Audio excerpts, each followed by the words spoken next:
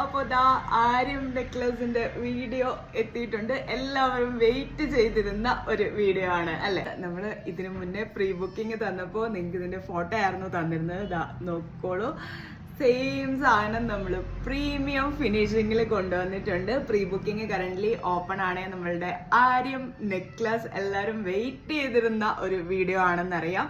അതുകൊണ്ട് തന്നെയാണ് ആദ്യമേ ഞാൻ നമ്മളുടെ നെക്ക് പീസ് അങ്ങ് കാണിച്ചത് നിങ്ങളെ. ഇതിന്റെ ഒരു ക്ലോസ് ഞാൻ കാണിച്ചു തരാം.